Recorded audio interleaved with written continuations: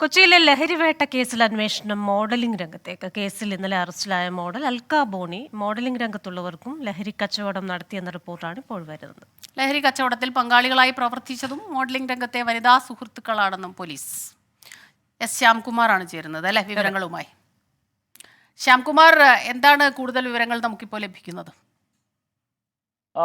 ഈ കേസുമായി ബന്ധപ്പെട്ട് പോലീസ് ചില അറസ്റ്റുകളിലേക്ക് നീങ്ങുന്നു എന്നുള്ളതാണ് ഏറ്റവും പ്രധാനപ്പെട്ട വിവരം. മോഡലിംഗ് രംഗത്ത് ഇടനിലക്കാരായി ലഹരി കച്ചവടത്തിന് പ്രവർത്തിച്ചതും ഇവരുടെ ചില വനിതാ സഹപ്രവർത്തകർ തന്നെയാണ് എന്നുള്ളതാണ് പോലീസ് പങ്കുവെക്കുന്ന വിവരം. വലിയ ലാഭമാണ് ഇവരെ ഇതിലേക്ക് ഇറങ്ങിത്തിരിക്കാൻ പ്രേരിപ്പിച്ചത്. ഇവരുടെ ബോസ് എന്ന് പറയുന്ന ഒരാൾക്ക് മാത്രം പ്രതിദിനം ലാഭമായി നൽകിയിരുന്നത് 45,000 രൂപയാണ്. ഇത്തരത്തിൽ വലിയ ലാഭം കിട്ടിയിരുന്ന ഒരു ബിസിനസ്സായാണ് ലഹരി കച്ചവടത്തെ മോഡലിംഗിന്റെ മറയാക്കി ഇവർ ചെയ്തിരുന്നത്.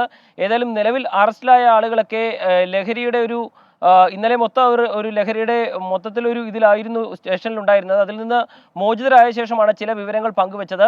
നിലവിൽ അറസ്റ്റിലായവർക്ക് പിന്നാലെ കൂടുതൽ പേരെ ഈ കേസിൽ അറസ്റ്റ് ചെയ്യും എന്നുള്ളതാണ് പറയുന്നത്. മോഡലിംഗ് പാർട്ടികളുടെയൊക്കെ മറവിലാണ് ഇത്തരത്തിലുള്ള ഇടപാടുകൾ കൂടുതലും നടക്കുന്നത് എന്നുള്ളൊരു വിവരം കൂടി പോലീസ് പങ്കുവെക്കുന്നുണ്ട്. ഏതായാലും ഈ കേസുമായി ബന്ധപ്പെട്ട് കൂടുതൽ അറസ്റ്റുകൾ കൊച്ചി നഗരത്തിൽ ഉണ്ടാകുമെന്നുള്ളത് തന്നെയാണ് പോലീസ് നൽകുന്ന വിവരം. ശരി, എസ് ശ്യാംകുമാറാണ് വിവരങ്ങളുമായി ചേർന്നത്.